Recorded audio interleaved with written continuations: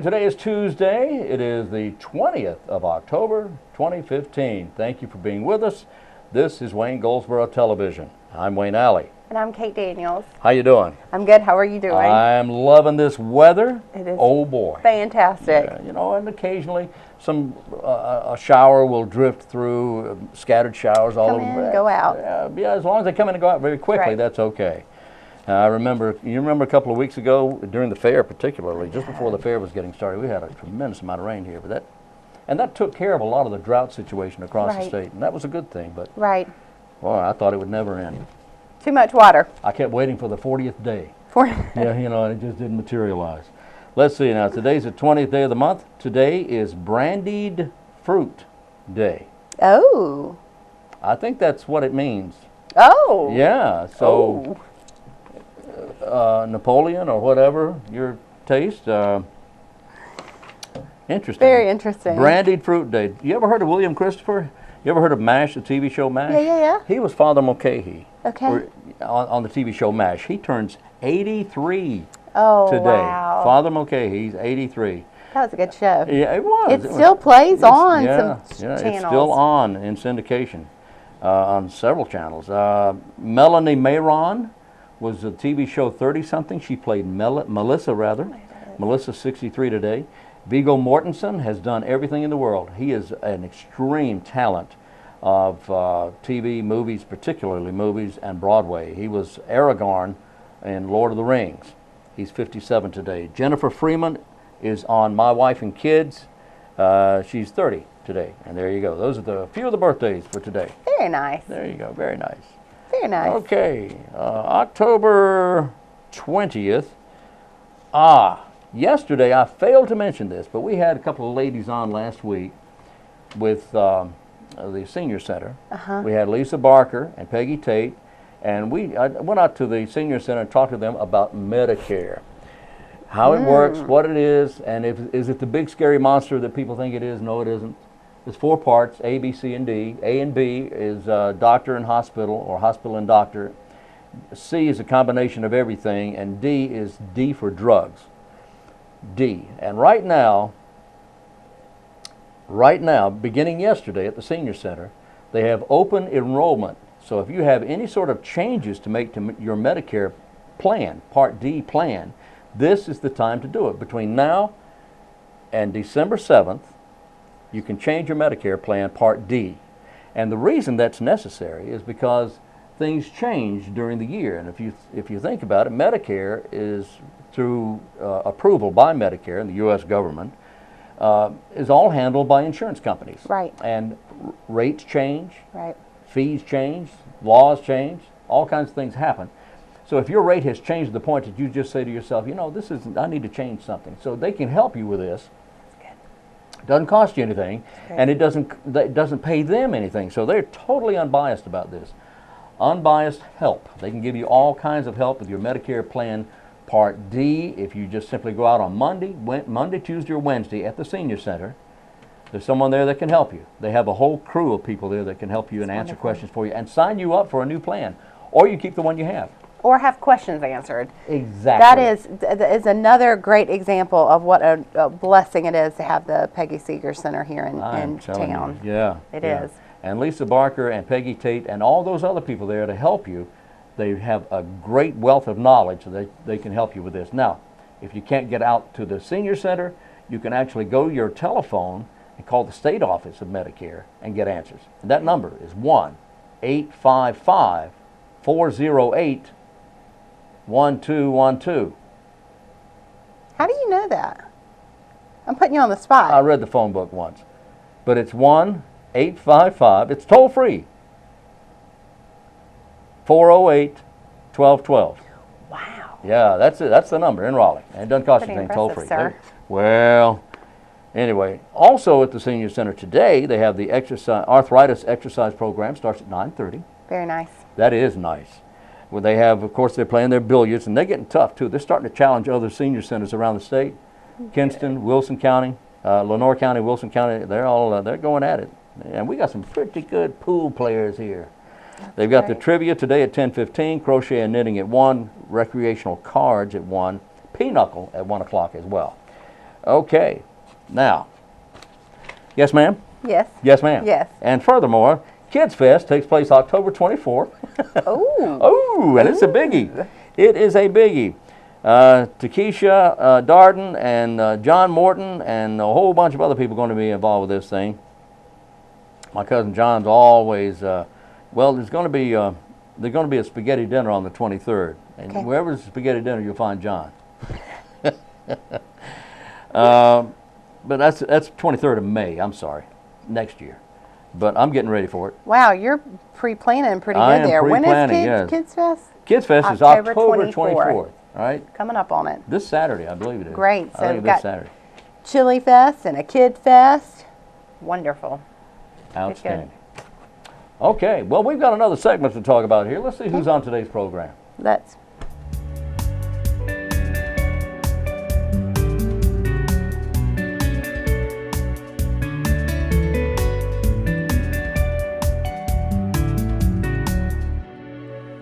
Today we have Dr. Stephen Peters and we have Lesa Mutters in from Cherry Hospital. Thank you, Steve. It's always good to see you. Yes, sir. Good to be Welcome here. back. Lesa, welcome. Thank you. Glad to have you with us this morning. Appreciate it. We want to talk about mental health recovery. Now, that's something we haven't touched on before. I don't think we've talked about We've this never before. talked about That's right. recovery. So, Okay. new What to is us. your role in this? What do you do at Cherry? Well, one of my primary jobs at Cherry Hospital is to run our day treatment program. So we call it a treatment mall. That's not a common term in the community, so I can kind of explain to you what that is. Treatment mall. A treatment mall. Okay. All right. Sounds There's good. an easy way to explain that because really the mall word makes a lot of sense because it's one-stop shopping. So individuals kind of come out of the residential areas in the day just like anybody else comes to work. Volunteer, you go to school. So the people that we are serving at the hospital get up every morning and they come over to our program. And the mall services are very holistic. We offer a lot of different treatment options for them. Anything from art therapy to the ability to have a job. So individuals can work while they're there. They may have treatment that they receive from social workers, from psychologists, nurses, occupational therapists.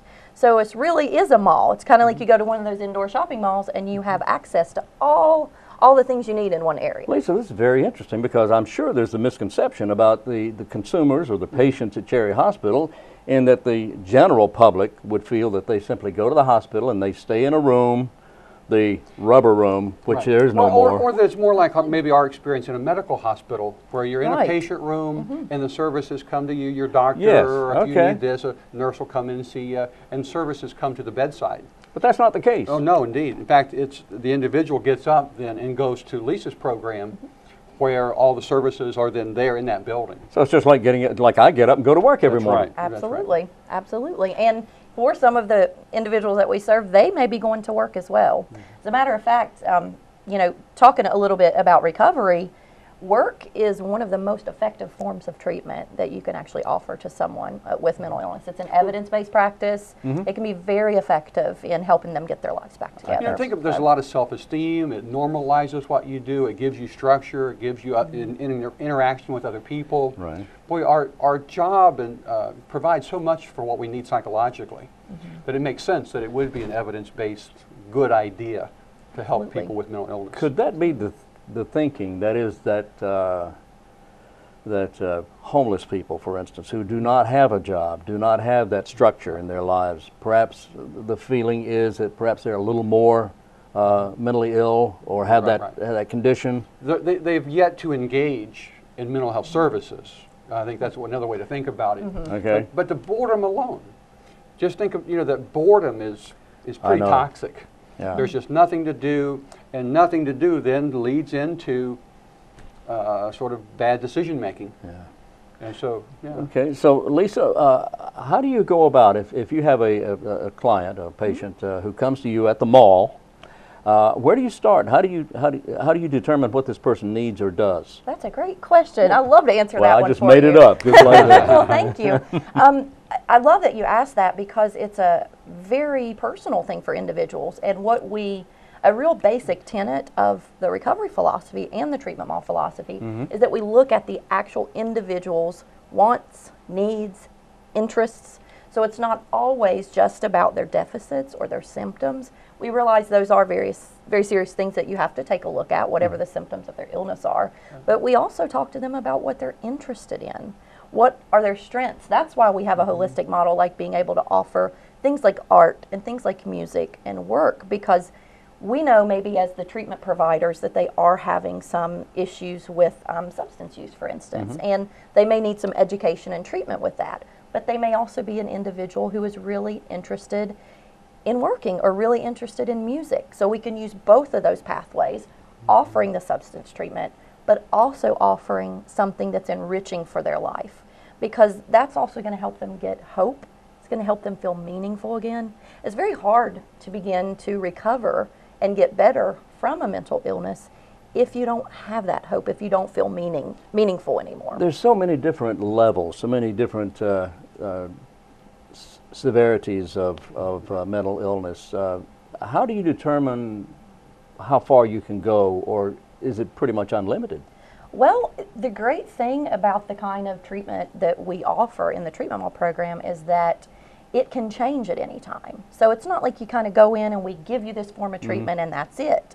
If we see that that works for a few days and you like that, you may stay in some of those classes or groups, but you have the opportunity to change at any time.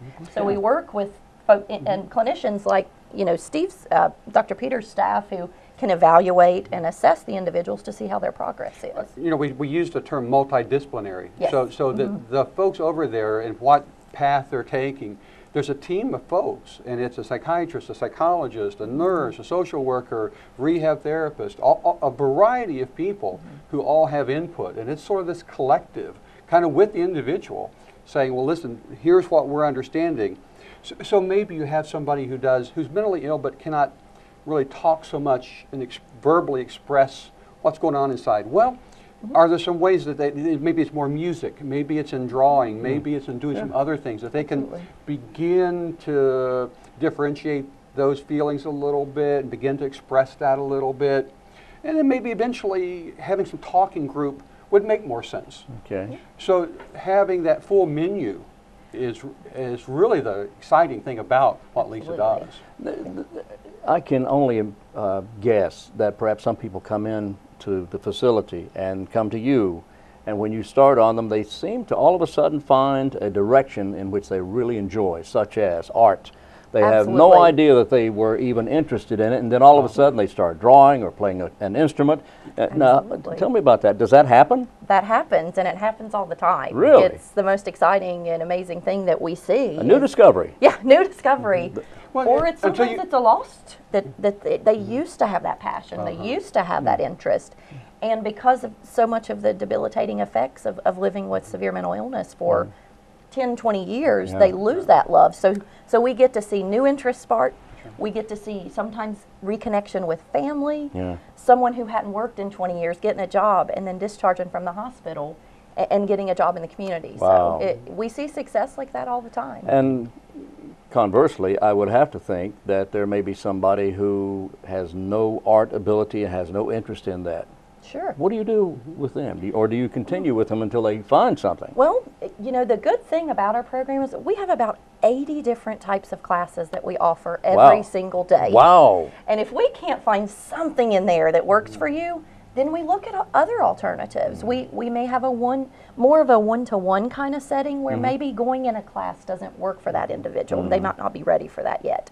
We will do everything possible. And I think what Dr. Peters mentioned about this multidisciplinary team, they get together and they try anything that we can to help that person on their journey. But I mean, out of those 80 classes, we typically don't have much problem with finding something that fits. And if we don't have it, that means we're doing something wrong, and we need to step back and evaluate and see what we can do for that person. So once a consumer is admitted to Cherry Hospital, how soon do they begin your program?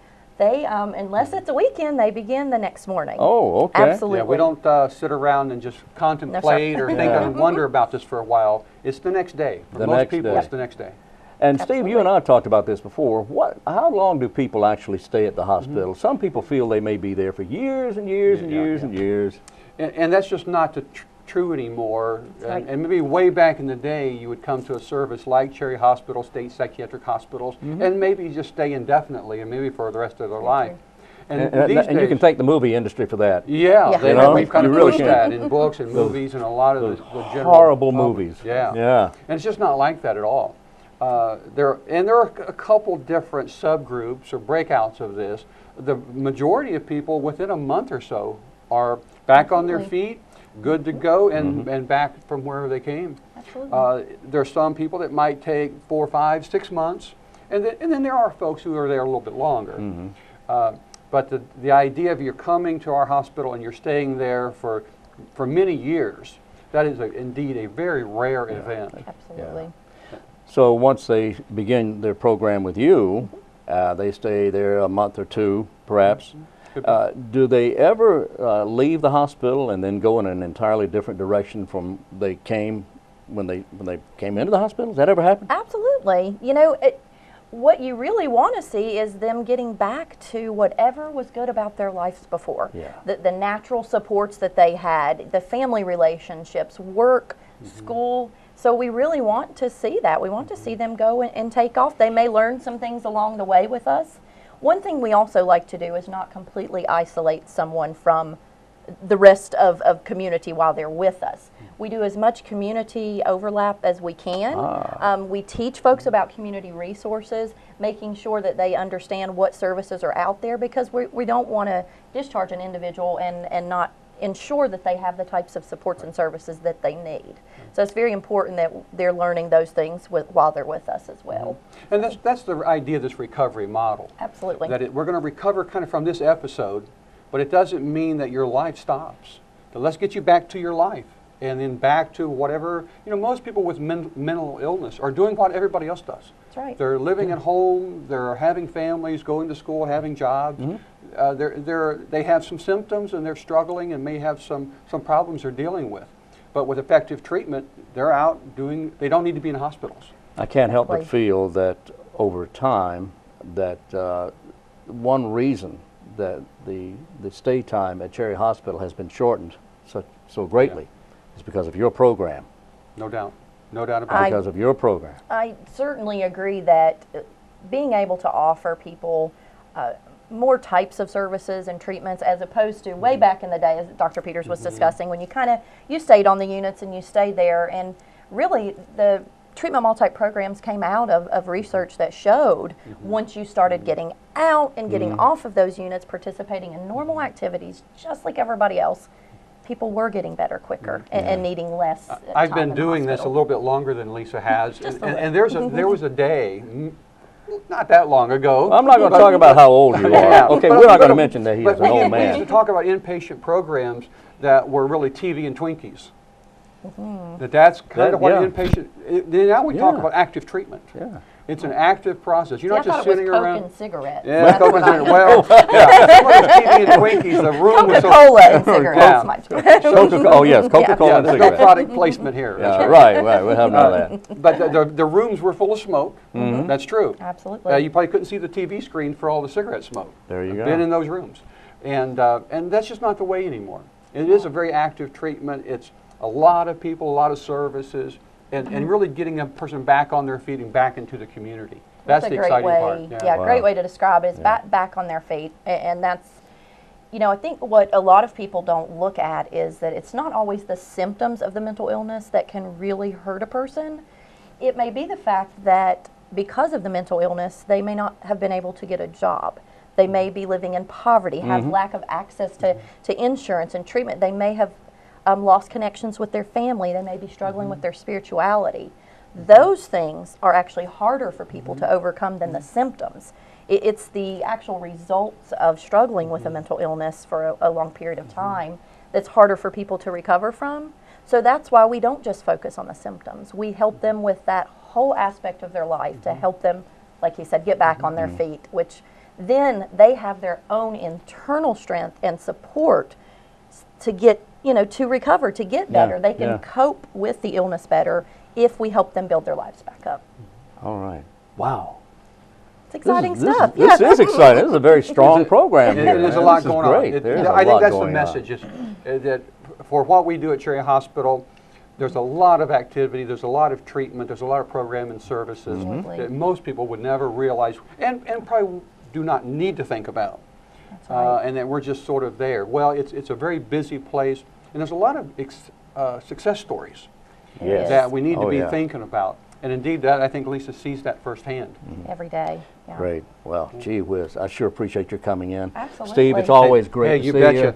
And I'll see you again soon. Lesa, bet. please come back anytime. Absolutely. Thanks Pleasure for meeting having you. us. Congratulations on a great program. Thank That's you so very much. Impressive. And it's certainly not just me. We have hundreds of people who come every day, dedicate their time and their lives to help the people of North Carolina. And that can be Very said excited. time and time again about Cherry Hospital. Well, thanks for saying that, Wayne. Yes. I'm Thank serious. you. I'm very serious about that. Yeah. Thank you so much for being with us.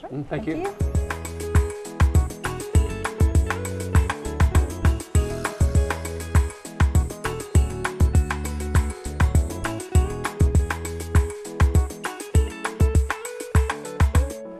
Today we're talking with Sergeant Paige Leonard of Crime Stoppers, Goldsboro Wayne Crime Stoppers, and I hope you're doing well. I'm doing great. Thank you for asking. Very good.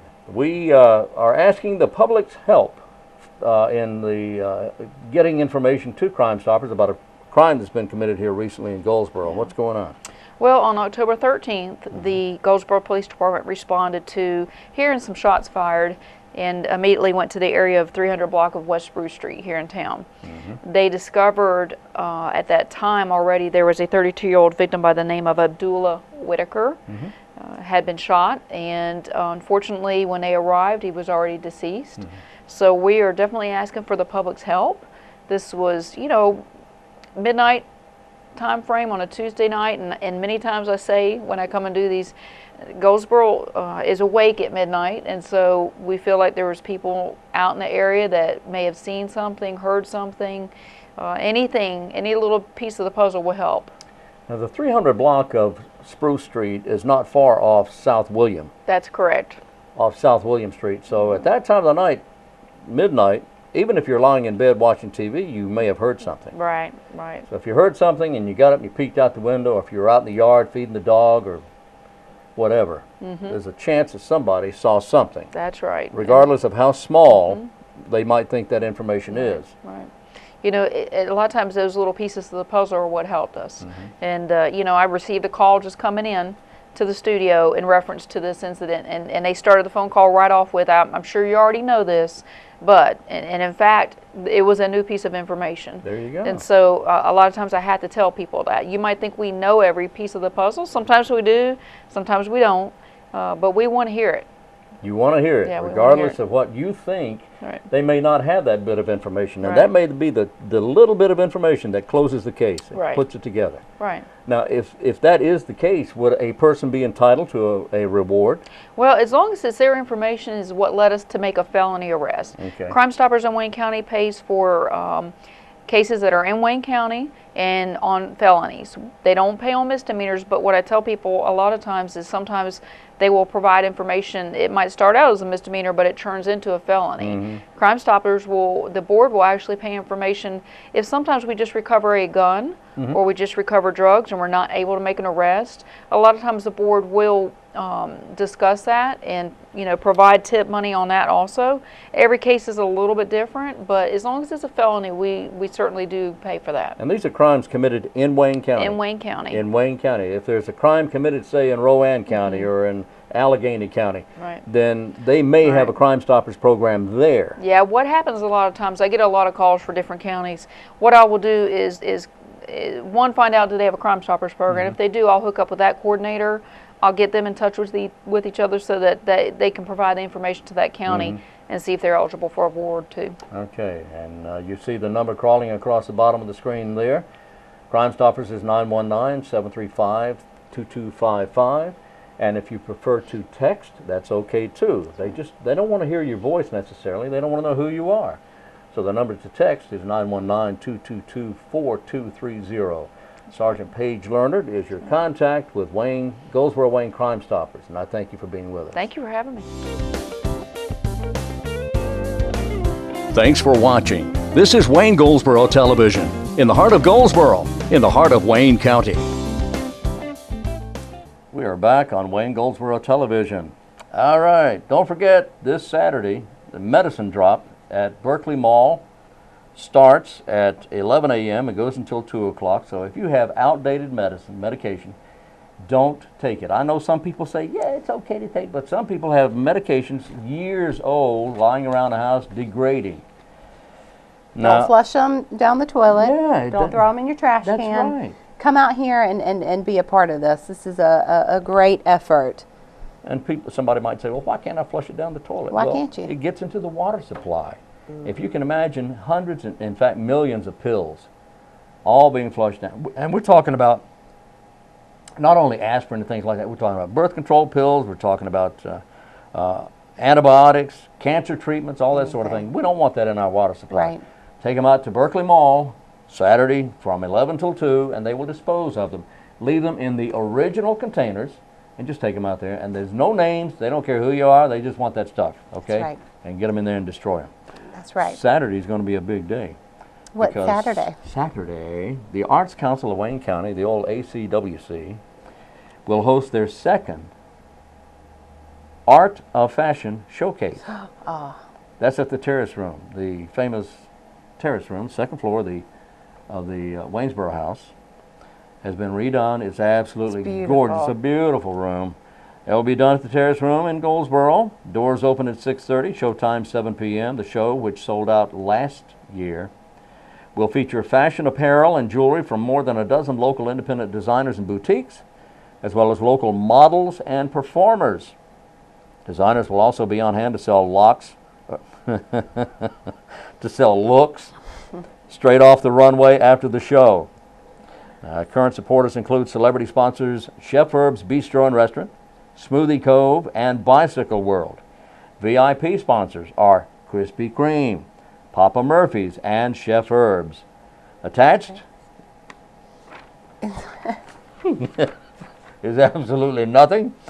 Anyway, there would have been a press release here, a news release, and I would have read it to you, but you already know everything. I just read it to you. That's right. And that's coming up Saturday. So there's a big day Saturday. There's a Kid Fest going on. The annual Chili Challenge is on Saturday. That's right. $5 a ticket. Come out yeah. and taste the chili. And that, of course, is a fundraiser for the Community Soup Kitchen. Which, how many meals have they served? Haven't we You know, I had Rosalind Lomax and Kitty Sauls in, and Kitty told me that they have served over the last, since 1980. 80, okay. Since 1980, they have served over 944,000 meals. That's almost a million meals out of Wayne County, right here, out of the soup kitchen. And the first year they only served 3 people. Wow. 1980 they served 3 people, and it's grown since. And it's not unusual, I'm told, for them to have a 1,000 meal day. That's kind of sad when you think about it. It really is. It really is. And you know, they're just such a quiet force in our community with the work that they do. And there's a lot of people in the community that support the Community Soup Kitchen through donations throughout the year. But this Saturday is their only fundraiser, is my understanding, is this Saturday. And it's with the Chili Challenge.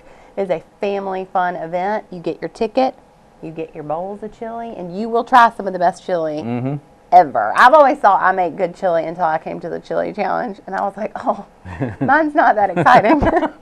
Well, they told me that they have 20 vendors. Great. And these vendors all dress up in all kinds of, and there's a contest for that. It's there's themes. Competition themes that they follow. Last year there was an astronaut out. That was wonderful. Yeah. He was exciting. Anyway, and then the top vote getter, who the judges will determine through blind selection who the winner is with the best chili. And there's also a People's Choice, the organization that raises the most money for the soup kitchen, wins the People's Choice Award. Right. So, but it's a tremendous amount of fun, and it starts at 11 o'clock to the public. Right. There's still room. Well, maybe not, but there was. But you can call and find out. Call and find out. Yeah. Call Dorisha Benton over at the soup kitchen.